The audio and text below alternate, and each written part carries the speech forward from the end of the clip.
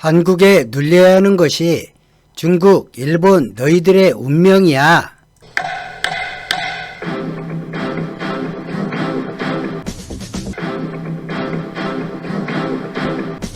국제적인 문제가 발생하면 그나마 아시아권에서 목소리를 내거나 당연히 목소리를 내야 한다고 여겼던 나라는 중국과 일본입니다. 아시아권에서 이 두 나라에 위임한 적이 없지만 중국과 일본은 위임을 받은 것처럼 행동했고 특히 일본과 중국의 거들먹거림은 대단했습니다.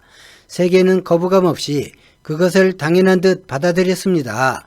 국제 질서를 이끌어가는 나라가 자신들이어야 한다 굳게 믿고 있는 과거 제국주의를 추진했던 서구 열강은 최소한 일본, 중국 정도는 되어야 자신들과 국제 현안을 의논할 자격이 있는 것처럼 중국과 일본을 찾았고 당연시했습니다.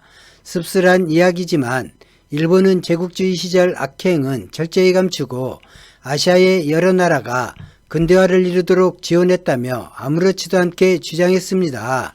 서구의 주요국들은 자신들도 제국주의 나라였기에 일본의 주장을 반박하지 않았습니다. 뒤늦게 경제 강국이 되었지만 중국은 경제 강국이 되기 전부터 주변국을 꼬마 나라라고 표현하거나 어린아이 또는 부속국이라는 식의 표현을 가감없이 사용했습니다. 서구 열강들은 중국과 일본의 이런 표현에 점차 익숙해져서 자신들도 중국과 일본이 말하는 것을 아시아의 기준으로 생각했습니다. 영토, 문화 등 많은 부분에서 중국과 일본의 주장이 지도와 교과서와 학술지에 서술되었습니다. 1년, 2년의 단기간이 아니라 100년이 넘는 긴 시간 동안 그렇게 지내왔습니다. 이 두 나라는 국제적인 문제에서 특히 동남아시아 문제에서 해결할 열쇠를 지녔다고 평가를 받았고 막강한 영향력을 지녔다고 평가받았습니다. 그런 사고에 전염된 것은 서구뿐이 아닙니다. 남북이 분단되고 한반도에서 어떤 의제가 나오면 미국이 가장 먼저 찾는 것이 중국과 일본이었습니다. 그 두 나라와 의견이 교환되고 나면 한국을 찾았습니다. 의논이 아니라 통보하기 위해서 찾아온 것입니다. 한국은 해결하기 위해 함께 의논하는 국가가 되지 못했습니다. 2017년까지 현 정부를 포함하여 이전 정부까지 해외에 나가면 너무나 당연한 일임에도 한반도 평화를 지지해달라는 것이 주요 의제였습니다. 그 지지 발언을 받으면 중대한 외교 성과가 되었습니다. 방문 국가외에 국제문제나 관심사항은 다뤄보려고 하지도 않았습니다.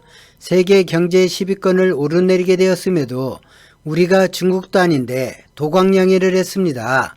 그냥 도광양해가 아니라 국제 질서와 관련되어서는 서구와 중국, 일본 말을 잘 듣고 들어줄 때 그나마 양보를 조금 얻을 수 있다는 매우 소극적인 외교를 당연한 듯 했습니다.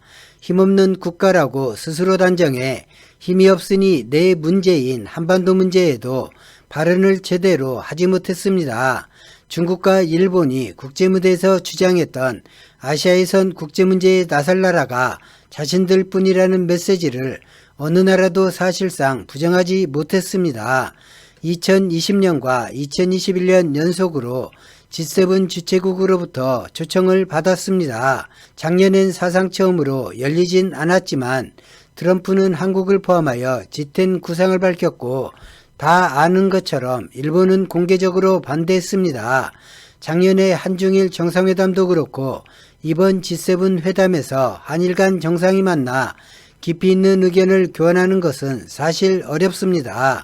이번 영국에서의 초청에도 공개적으로 반대하는 의견을 영국 정부에 전달했고 이런 사항들은 WTO 사무총장 선거 때도 그랬고 쿼드 자체를 해체하고 나토식 아시아 안보동맹으로 5자 6자회담으로 바꾸려 했던 미국에 쿼드는 유지하고 주총국가를 상징하는 플러스라는 의미로 부담만 한국에 지우고 싶어 했습니다. 참으로 눈물겨운 발악을 하고 있지요. 일본은 정상적인 국가가 해서는 안 되는 외교를 한국을 상대로 공개적으로 하고 있습니다. 한국 대통령과 한반도나 북한 문제, 일본인 납북자 문제를 의논하는 것 외에 국제 질서를 의논하고 싶어 하지 않습니다. 일본이 가장 꺼리는 것이 국제사회에서 한국이 일본과 비슷한 나라로 인식되고 영향력을 갖게 되는 것입니다. 아베의 수출 규제로 한일 갈등이 국제적으로 주목을 받게 되자 일본은 같은 이야기를 공개적으로 하게 됩니다. 한국에 말하는 듯 하지만 세계에 말하는 것입니다. 국제법을 쉽게 어기는 나라가 한국이며 한국이 국제법을 어겨 문제를 만들었으니 해결 방안을 가져와야 일본이 상대해 주겠다는 것입니다. 한국과 일본은 대등하지 않다는 지금까지의 인식은 옳은 것이며 이는 바뀌지 않는다고 세계에 알리고 싶어 합니다. 일본 총리나 정치인, 일본 관리가 한국의 누군가를 만나주는 자체가 은혜를 베푼다는 모습으로 보이길 원합니다. 심지어 주일대사가 부임했는데 외무성 장관이라는 자가 부임 인사차 만나는 만남조차 거절하고 있었던 상황입니다. 그런데 일본의 발악이 점차 이성적이지 못하고 세련된 모습을 잃어가고 있습니다.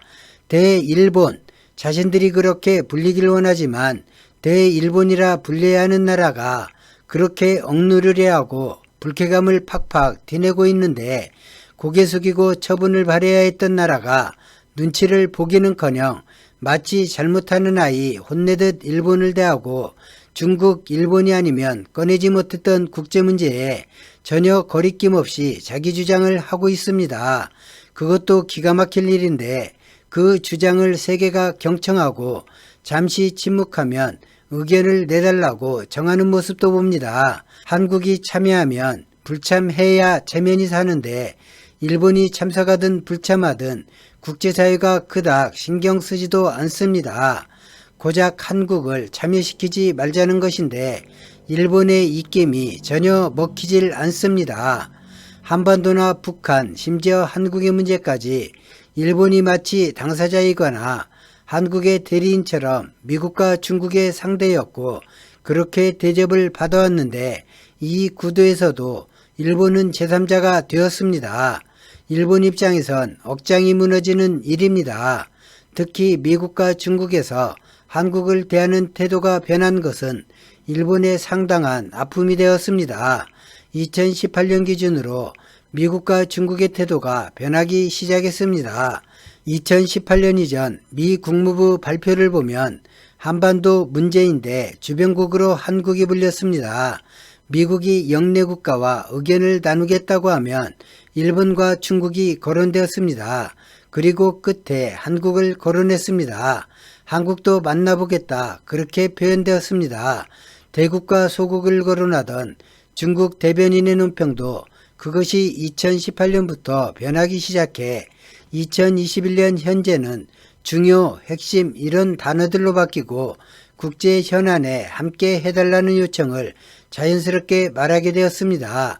멀리하지 말아달라는 요청을 공개적으로 받는 나라가 되었습니다. 대한민국의 국제적 위상은 G7에 참여하는 것으로 한층 강화될 것입니다. 징징거리면서 사정하는 국가로 불렸었지만 상대국들이 대한민국에 가려운 곳을 찾아 알아서 긁어주는 국가로 가려고 하고 있습니다. 최근 미국에서 한국의 움직임에 유엔 제재를 들먹이는 것을 보면 남북협력 문제에서 관광과 개성공단을 두고 유엔 제재를 거론하고 있습니다. 우리는 모두 합니다. 여기서 멈추면 안 된다는 것을 합니다. 한미관계, 한일관계, 한중관계 그리고 남북문제까지 무엇 하나 우리 주장을 멈추면 안 됩니다. 우리 주장이 더 강해지기 위해 대한민국은 더 강해져야 하고 국민은 더 잘 살아야 합니다. GDP로 보이는 그냥 잘 사는 나라가 아니라 일부가 아닌 대부분의 국민이 잘 사는 나라가 되길 희망합니다. 오늘 영상은 여기까지입니다. 고맙습니다.